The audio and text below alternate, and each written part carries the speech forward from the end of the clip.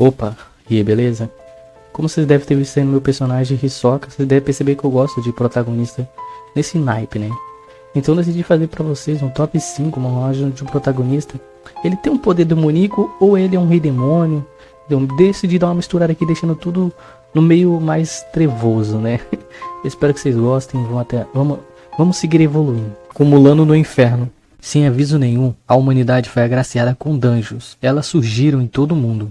Com esse evento não natural, os humanos acabaram despertando. Mas o que aconteceu com as pessoas que não despertaram? Kang Yumon, como uma pessoa sem talento, tudo o que restou para ele era limpar dungeons, vendo se os caçadores deixaram algumas migalhas para ele conseguir sobreviver naquele mundo imundo. Ao encontrar uma pedra preciosa, Kang acabou caindo naquela lama asquerosa. Essa é a parte difícil que nenhum trabalhador conta para você. Porém, nesse dia marcante, a vida de Kang iria se tornar um pouco mais mortal. O seu pai, que ele não conheceu, veio a falecer e deixou para ele como herança um amuleto. E Kang acabou indo para casa depois de mais de um dia cansado de trabalho. Vendo TV, ele acabou vendo um caçador. E ele ficou cheio de inveja por ele. Como aquele caçador tinha uma vida tão boa. E ele queria aquilo, e ele desejou aquilo com todo o seu ser. Entretanto, esse desejo se tornou seu inferno. Kang foi transportado para um outro mundo. Quando os jogadores iriam despertar, eles eram mandados para outro mundo chamado Estrelas. Lógico, eles iam para um mundo que dava para viver, mas Kang foi para uma estrela chamada Apocalipse. E a dificuldade daquele mundo era infernal. Explorando aquele lugar, Kang acabou achando mugos de cristal. Só um pedacinho daquilo valia centenas de dólares, mas a sua ganância acabou levando ele à sua primeira morte por envenenamento. Assim que ele apreciou a sua morte, veio a missão daquele mundo: sobreviva até o sol nascer.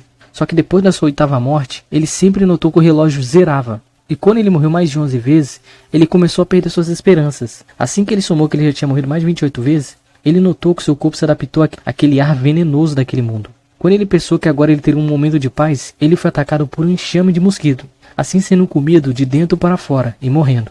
Mas agora Kang estava muito esperto, e ele acabou notando que seu corpo teve um upgrade. Ele ficou mais forte e também ganhou uma resistência a veneno. Mas naquele lugar nunca era um momento de paz. Um Goblin adentrou no local onde Kang estava descansando, e o Goblin acabou vendo Kang. Assim os dois iniciaram uma luta. Mesmo Kang usando toda a sua inteligência, acertando dados envenenados naquele Goblin, depois de uma luta brutal, Kang morreu. Só que a sua morte foi a sua salvação. O amuleto veio aparecer, já que Kang foi a única pessoa no mundo que chegou tão longe naquele cenário. Ele acabou sendo considerado uma pessoa digna. Assim, depois de anos naquele inferno, Kang finalmente retornou para o mundo humano. Eu sou o Lorde Demônio e estou sendo alvo das minhas discípulas. No esplendor do inferno haverá choro e prantos. Mesmo os pecadores implorando por perdão, até amaldiçoando o próprio diabo, isso não adiantará nada. Em meio ao choro e ao desespero, ele renasceu dentro do jogo que ele jogava, no corpo do vilão dos vilões, o Rei Demônio Bae Jing Ling. Nosso prota relembrou os acontecimentos do enredo daquele jogo profano. Ling, ele era um vilão extremamente ruim.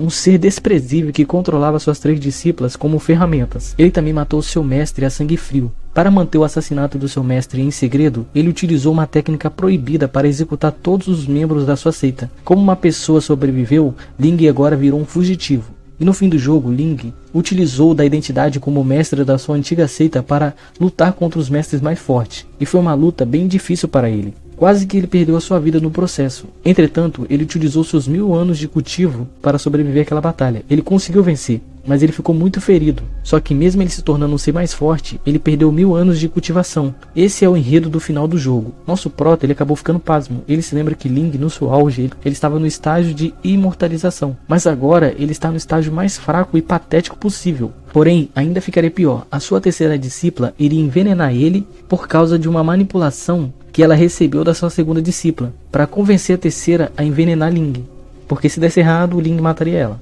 Esse é o pior cenário possível para ele reencarnar, já no fim do jogo. Como a sua terceira discípula ela era mais devota a Ling, por sorte isso gerou um sistema, e tudo que ele teria que fazer era convencê-la a recuperar sua devoção por ele. Olha, eu vou parar por aqui porque esse mangá é bem novo, né? Então, tipo assim, eu não quero dar muito spoiler, mas eu quero deixar com vocês aí para saber se o Ling vai conseguir convencer ela e se ele vai conseguir recuperar o seu poder, né? Já que ele tem um sistema, famoso sistema. O sacerdote da corrupção. Quais seriam as suas últimas palavras antes de morrer? Qual seria a sua última refeição?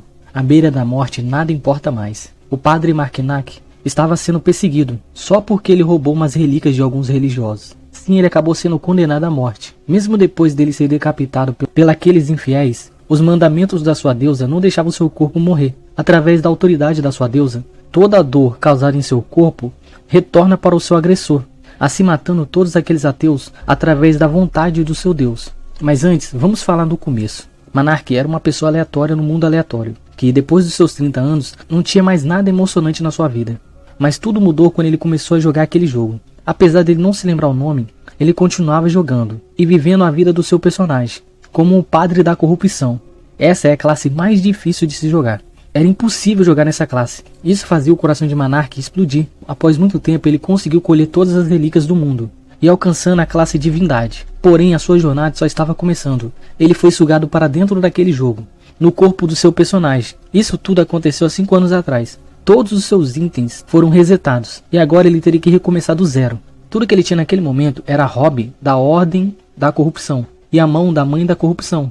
Graças a esse choque de realidade muito forte, ele foi capaz de aceitar facilmente que ele estava dentro do jogo, e com o corpo do padre que no jogo era humano, mas através de vários experimentos aquele corpo acabou sendo modificado. E foi assim que ele acabou sobrevivendo naquele... Mas tem uma desvantagem, ele perderia todos os seus sentimentos, e nem podia sentir mais gosto de comida nem nada. O padre Monark era o único discípulo da mãe da corrupção, então ele não tinha muita grana, e por isso ele tinha que ir a guildas para fazer missões. Como a mãe da corrupção era odiada por todos os outros deuses, ele tinha que fingir que ele era de outra congregação. Mas se sua deusa ficasse com raiva dele, ela poderia marcar ele, e ele poderia ser morto na hora quando ele entrasse em alguma guilda. Já que, mesmo ele tendo um corpo imortal, só o poder divino pode matá-lo. Mas a sua deusa era benevolente. Ela compreendia a razão porque ele tinha que fingir que ele não era discípulo dela. Assim ele acabou pegando uma missão de escolta. E ele foi. Mesmo ele tendo que fingir ser uma boa pessoa, ele não se importava muito. Já que ele andava em bando, ele poderia ver os dedos que sua deusa daria para se ele matasse aquelas pessoas. Quanto maior a porcentagem dos dedos, mais pontos a mãe da corrupção daria para ele. Se ele juntasse 10.000, ele poderia ganhar uma autoridade e pedir qualquer coisa que ele quisesse para sua deusa. Monark gostaria muito de voltar a sentir sabores. Será que esses ateus serão sacrificados pela vontade do seu Deus? Já que arrancar as vidas deles faz parte dos mandamentos. Por que parei de ser o rei demônio? Assim que surgiu a luz, as trevas veio como uma cobra rastejante. Os demônios que se alimentavam do pecado quiseram convocar o rei demônio, mas sempre que as trevas emergia, a luz iniciava uma batalha contra elas. Não importava a maldade das trevas, a luz sempre se sobressaía nessa encruzilhada. Os demônios, em busca da sua maldade, após 100 anos da sua derrota, a fim de concluir a maldade, criaram outro rei demônio. E o novo herói renasceu para enfrentar essas trevas, dando a sua vida no processo. Isso acabou virando um ciclo. Os demônios invocavam o novo rei demônio e a luz emergia com o novo herói. Essa batalha durou por décadas. Sempre que o herói vencia, ele morria junto com o demônio. Porém, o rei demônio, de número 665, ganhou. Só que ele adquiriu feridas em todo o seu corpo, que fez ele se acovardar e voltar para as trevas, aonde era o seu lugar. Esperando nascer outro rei demônio para substituí-lo e concluir a sua vingança, em busca da destruição da raça humana. Só que teve um probleminha. Não dá para confiar em demônio. O seu sucessor abandonou as suas funções, e o servo foi correndo falar com o rei demônio sobre o ocorrido Demiurgos número 666. Ele tinha ido embora do reino do demônio. O Demiurgo só queria viver uma vida no mundo dos humanos, e ele não queria ficar brincando de lutinha com o herói. Quando ele chegou no reino dos humanos, os humanos acharam que ele era um caipira por causa das suas roupas. Os humanos ali resolveram perguntar o seu nome. E com um tom de brincadeira ele disse que ele era Deus. Como isso foi uma afronta a eles, isso foi iniciada uma luta. Mas aqueles humanos cometeram grandes pecados. Eles eram muito fracos. E não era o Demiurgos que estava afrontando eles. Eles que estavam afrontando ele por aparecer em sua frente sendo muito fraco. Demiurgos só queria conversar com o rei. Como o rei não iria até ele, ele iria até o rei, levando uma pilha de corpos em seu caminho. Depois de dizimar todos ali sem nenhuma chance deles se defenderem, Demiurgos chegou até o rei. Ele só buscava uma coisa, aquele reino para ele. Como o rei foi tolo e não cedeu às suas exigências, se ele não vai dar, ele vai transformar tudo em cinzas. Características evolutivas do necromante. Vemos o pior lado das pessoas em uma guerra. Mas a que preço esse lado prevalece? A que preço? Para quem sobrevive à guerra, o preço é muito alto a se pagar. Kaneshiro Makoto foi o único sobrevivente do seu pelotão, depois de uma emboscada do seu inimigo. Por causa desse trauma, ele foi dispensado das forças especiais. Mas para uma pessoa instável, sobreviver nesse mundo era pior do que estar na guerra. Foi difícil para Kaneshiro se adaptar a essa selva de pedra. Aquele homem que era o herói de guerra já não existe mais. E agora ele está contando os dias para sua morte miserável e sozinho. Mas depois de anos nessa agonia que lhe cercava, algo chamou a sua atenção. Um jogo chamado Pekata. Kaneshiro resolveu usar esse jogo como um suporte emocional, para ele sobreviver mais um pouco nesse mundo. Por causa dessa obsessão, em apenas 12 semanas, ele conseguiu zerar esse jogo. Assim que ele zerou aquele game, uma coisa macabra aconteceu. Alguém entrou em contato com ele através de uma ligação, fazendo ele, que já encarou a morte de frente a frente, ficar com medo. E Kaneshiro até tentou desligar o celular e o PC, mas já era tarde demais para Kaneshiro. Contra sua própria vontade, ele acabou virando um personagem de Pekata. Especificamente um personagem chamado o Andreas Comuel, um personagem que era desagradável na academia Hondley, que era uma academia muito prestigiada no Império. Porém Andreas, ele tinha um grande segredo. A sua família era uma família nobre, mas por causa das dívidas que seu pai havia deixado antes da sua morte, eles perderam tudo. Assim Andreas, que tinha tudo e do nada foi para um orfanato viver como uma pessoa pobre, e ele acabou sendo adotado por Sharon, que era um necromante. Geralmente, no Império, aqueles que praticam magia negra recebem a pena de morte. Kaneshiro, ele se lembra o que vai acontecer naquele game. Em meio ano, os personagens principais vão descobrir que Sharon praticava magia negra e vão matá-lo. E por tabela, Andreas também irá morrer junto, já que ele é um personagem meia bosta. Mas Kaneshiro agora está nesse corpo, no corpo de Andreas, e ele não planeja morrer, não de forma tão covarde assim. Antes dele entrar no jogo, ele recebeu uma mensagem, que se ele zerar o jogo, ele pode voltar para o mundo real. Então ele resolve esgueirar no meio da sombra para ficar o mais forte possível naquele jogo, já que Andreas era um personagem secundário e ele não planeja morrer assim. Como Kaneshiro acabou zerando o jogo resolveu compensar esse feito dele, dando para ele um núcleo duplo. Assim ele pode escolher outra habilidade além da magia, para poder evoluindo, para que ele não seja um peso morto. E ele acaba escolhendo a arte da esgrima, já que como ele era um soldado na vida real, ele escolheu essa arte por ser uma arte mais corpo a corpo e também fortalecer o seu corpo, já que os magos eles não fortalecem o seu corpo.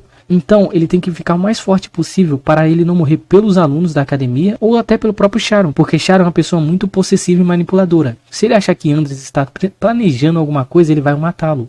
Então ele planeja usar o seu conhecimento daquele jogo para sobreviver naquele mundo, custe o que custar. Eu sou o vilão predestinado. O amor é a coisa mais linda que já existiu no mundo. Ao ponto que um discípulo interno, Yu Shen, que era da seita Taishun, clamava por justiça ao ver a mulher que ele ama sendo usada como uma mera ferramenta em troca de poder. Mesmo o líder da seita tentando intimidar aquele bravo guerreiro, o amor o mantinha de pé. Entretanto, Yu Shen não é o nosso protagonista, e sim Gu Shanji. Ele tinha acabado de transmigrar para aquele corpo, no meio daquela bagunça, como um vilão genérico, que apanhava do protagonista que tirava a força da bunda.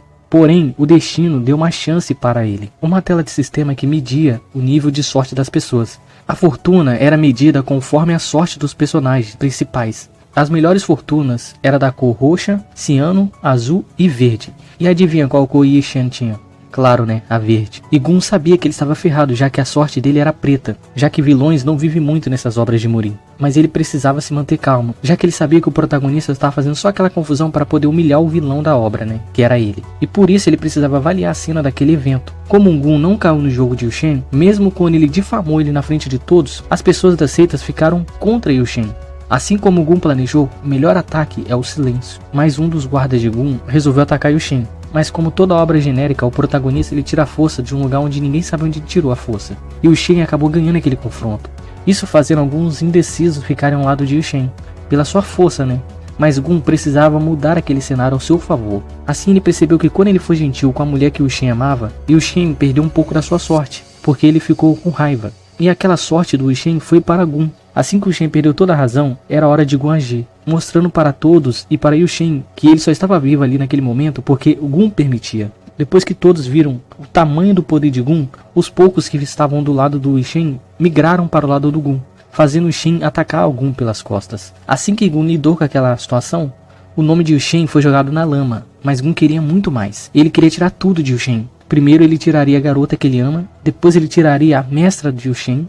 Ele poderia até tomar a mestra dele à força, porém seria mais gratificante se ela viesse por conta própria para o lado de Gun. E esse vai ser agora o modus operandi de Gun, roubando a sorte dos protagonistas das obras. São de conseguir poder com a sorte dos protagonistas das obras. Eu realmente não sou o lacaio do deus do demônio. O nosso protagonista ele era um professor de folclore, e ele amava frequentar a biblioteca da universidade. E ele passava dias e horas lá dentro. E ele até organizava lá para poder passar mais tempo dentro da biblioteca. E ele estava se despedindo de uma aluna que já estava indo embora, né? Porque estava tarde. E ele fala para ela assim, olha, pode ficar tranquilo, eu fecho tudo aqui. E quando ele fechou a porta, um círculo amarelo apareceu ali. E esse círculo, o que ele estava tentando fazer? Nosso protagonista descobriu um jeito de invocar algum desejo. Lógico que ele tinha que dar algo em troca. E ele falou assim, não, qualquer coisa eu posso dar para poder fazer o meu desejo dar certo. Qual seria o desejo dele? A paz mundial? Sem fome no mundo? Não. O desejo dele seria ler todos os livros do mundo, poder ter chance de ler todos os livros do mundo. E ele acabou pedindo esse desejo. Lógico, ele fica muito triste porque não seria realizado, porque ele percebeu que seria balela aquilo. Feitiçaria? Nunca existiria feitiçaria ali. Quando ele perdeu as esperanças dele, ele sentiu um calafrio atrás dele.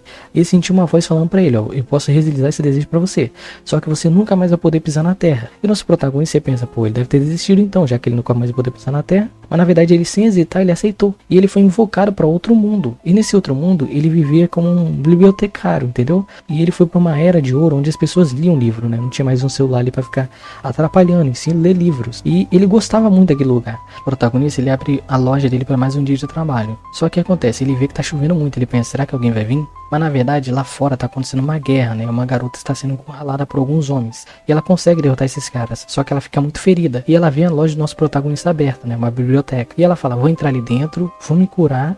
E se o dono fizer alguma coisa, eu mato ele também. Mas só quando ela entra ali dentro, ela percebe uma energia muito forte vindo do nosso protagonista, vindo através daquele rosto gentil. E nosso protagonista, ele usou todos os seus truques de vendedor pra cima dela, né? Tanto que ele falou coisas que só ela entenderia, né? E ela pensa, pô, como é que esse cara sabe tudo da minha vida? Mas na verdade ele tá usando truques de venda nela, né? E ela não sabe disso. E ele começa a falar um monte de coisa, dar conselhos pra ela, ela fica tipo assim, chocada, o que tá acontecendo? Quem é esse cara? Por que esse cara gentil parece ser tão maligno? E ele fala assim, eu vou te recomendar um livro, porque nosso protagonista, ele amava livros, mas ele gostava de recomendar livros também, né? Para as pessoas começarem a criar um hobby de amar livro também igual a ele. E o que acontece? Ele dá um livro para ela. Para ele parecia um livro normal, mas para ela parecia um livro demoníaco, velho. O livro tava praticamente engolindo ela por dentro. E ele fala, esse livro aqui vai te ajudar a ficar mais forte, né? Porque ela tinha um desejo de ficar mais forte. E ela pega esse livro e sai da loja em choque. E ela esbarra em outro homem. E esse homem tava entrando na loja do nosso protagonista. Esse homem era um dos caras mais fortes ali. O que acontece? O nosso protagonista, né? Ele, nessa era, é uma era dominada por poderes. E ele recomenda vários livros para as pessoas. Só que para ele, as pessoas são normais, são pessoas clientes normais. Mas na verdade, essas pessoas são pessoas muito poderosas. Ele também recomenda os livros para essas pessoas. E as pessoas veem um livro da forma demoníaca. E ele vê um livro normal, né? E ele não sabe que está recomendando livros poderosos para essas pessoas. Livro que pode destruir até o mundo, velho. E é muito legal esse manual, porque o protagonista ele acha que é um bibliotecário normal, entendeu? The Dark Magian Transmigration. Depois de acordar de um triste sonho que fez ele se relembrar do seu passado, o filho mais velho do conde do reino de Seldan, Jamier Welton, nos conta mais sobre aquele sonho que lhe aflige. O seu nome nem sempre foi Jamier.